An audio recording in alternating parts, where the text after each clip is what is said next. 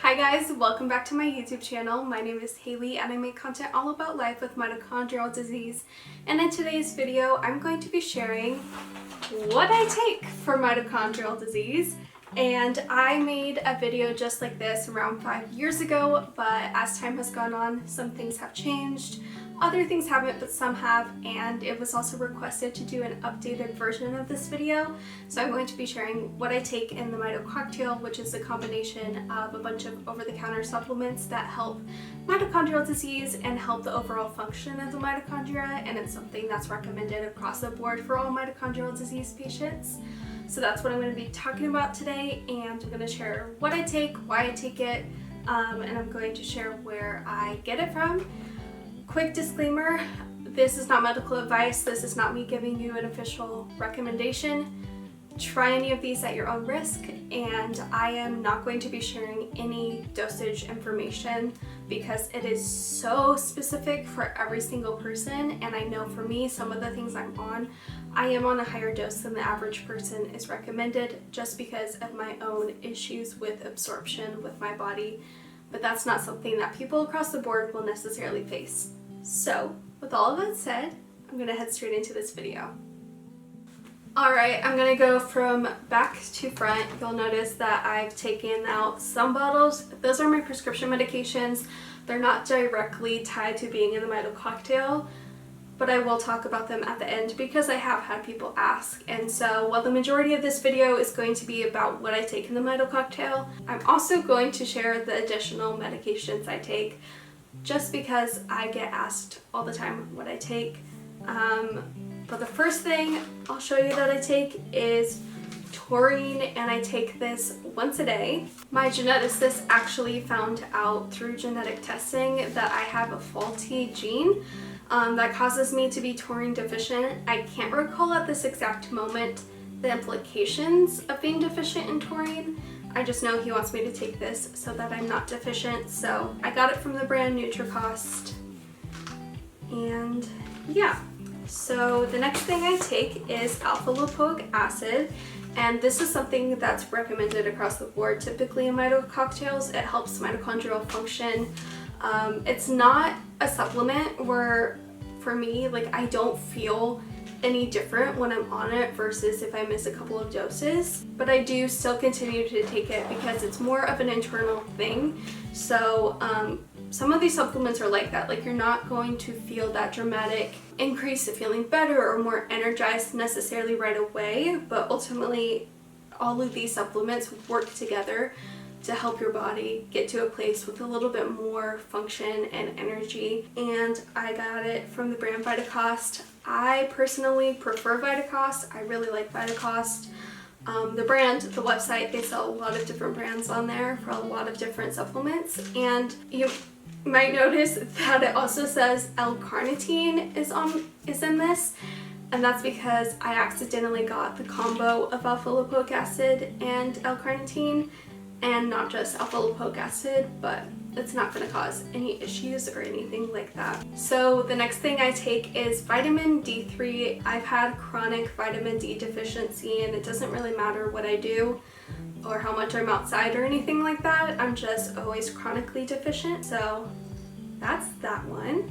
I also take vitamin C, and I take this 3 times a day, and vitamin C for me, I can't really explain how everything works because I don't remember and don't quite understand it, but I have facial pain and swelling, and vitamin C is quite literally one of the only things that helps like stop that. So I take vitamin C, that really helps with that. It also just helps boost my immune system. So yeah, and I got vitamin C and vitamin D from the Solgar brand. It's another vitamin brand I like, vitamin C. The next thing that is not pictured here is L-carnitine, and L-carnitine is a really important part of the Mito cocktail, and it has been an important part for me since I started taking the Mito cocktail when I was 5. But since I last made this video, I acquired a new diagnosis, which is pancreatic insufficiency, and I am now on TPN every night, which is IV supplemental nutrition, and that's where I get the bulk of my nutrition. And A benefit of that is my L-carnitine dose is actually able to be put in my TPN bag every night, so I don't have to take it orally, so that's nice. But I still get L-carnitine, it's just in my TPN bag, and I would say by far hands down the most important part of my Mito cocktail and anything I take is none other than CoQ10. CoQ10 is something that helps me immensely with energy, and it also is really nice for your cardiovascular system. And for me, if I miss a dose of this, if I take less of a dose than what I need to take, I feel it. This is really, really important for me to take, and I take a lot of this. This is one of the reasons why I'm not sharing dosages, is because of the amount of this CoQ10 that I take every single day. Because I have absorption issues with CoQ10. It's something that's predated my pancreatic insufficiency diagnosis. I don't know why, my doctor doesn't know why. I just have a harder time absorbing CoQ10, so I have switched so many brands across the years. I was on a different brand when I last made this video, but this by far is the one that has worked the most, and that is the brand Needs. And I really like these CoQ10 pills because they're small soft gels and they're really easy to take. So yeah, I take this Needs brand. I really like it, definitely recommend it. Yeah, it's really important for me. And the remainder of what I'm going to share is going to be more specifically tailored to me than it is for a Mito cocktail plan in general. Another thing I take is True Minerals, and because I'm on TPN, even though that's the bulk of my nutrition, it's still not as good as the real thing, food. So this just kind of helps get me those additional like minute minerals and stuff. So I take this once a day. And then I also, at night, I take melatonin because I have severe insomnia. I've had it since I was a baby. I've always had issues sleeping. Before I started taking any medications, before my diagnosis of mitochondrial disease, I have just always dealt with that. My brain just does not know how to shut off on its own at night to sleep. So melatonin is very necessary for me to be able to sleep and function and all of that. So yeah, this is the only thing that works. The next thing I take, which is also really important, is L-arginine, and I take this for my hemiplegic migraines. This, in combination with one of my other medications I'll talk about in a second, helps me not have hemiplegic migraines all the time and gives me a good quality of life. I would say I still have breakthrough hemiplegic migraine episodes handful of times a year, which is absolutely huge. I have had some scary hemiplegic migraine episodes since starting to take this several years ago, but for the most part it's pretty under control, and I'm really glad and grateful for that. So I take it in powder form because the amount of arginine that I take, I've tried to take in pill form, and it is the worst thing ever. So yeah, and then this is a prescription medication. I'm not going to show you the bottle because it has my personal information on it, but it is leucovorin calcium. It's also known as folinic acid, not folic acid, but folinic acid, and this is something my geneticist wants me on. I can't exactly explain what it does. All I know is that it's important, and he says it's important, and he wants me to be on it, so I'm on it, and I take that once a day.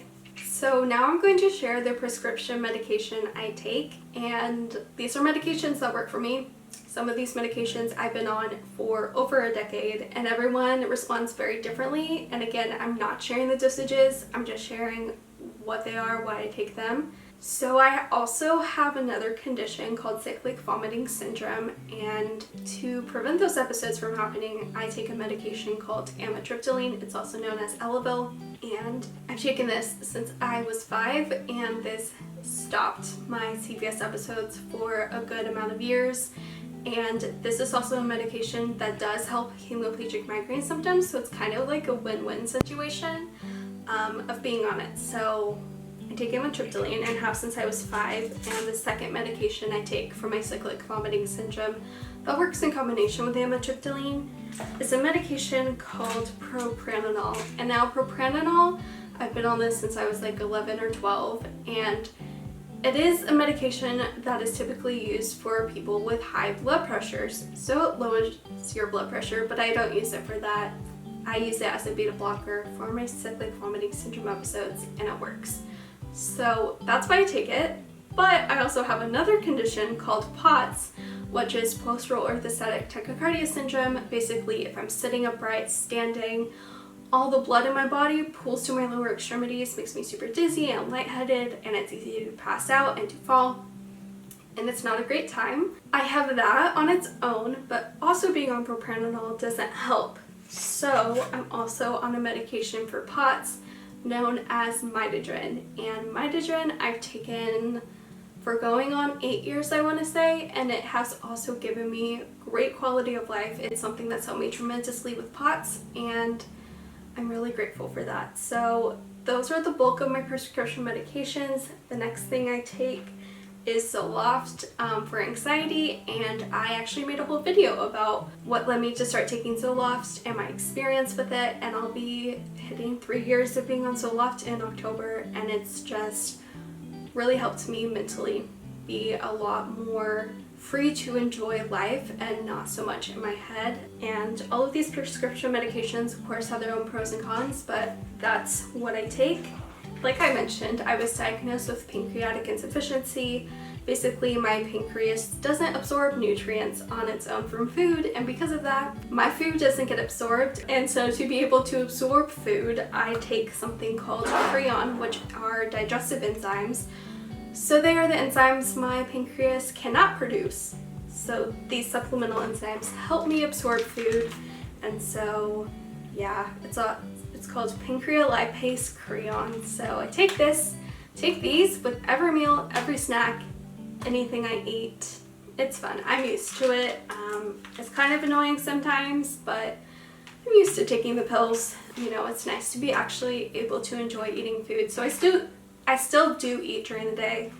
I just don't eat enough variety of food to maintain health and weight and all of that. So that's why I'm on TPN. I also have B vitamins that go into my TPN, so I don't take those orally currently. But yeah, that's part of my Mito cocktail. I also do an infusion of NAC, also known as acetylcysteine, once a week through my central line, and that has also been really helpful and beneficial to keep me stable.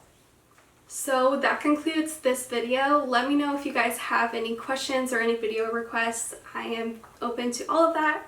And like I said, a lot of these medications are tailored to me and my specific needs, but some of the supplements I talked about in the beginning are generally recommended, like I mentioned in the Mito cocktail. And for me, the supplements I take, I don't get any side effects from them. They help me, and I'm grateful to be able to take them. And so yeah, so thanks for watching this video, and I will see you guys in my next one. And don't forget to like this video and subscribe down below.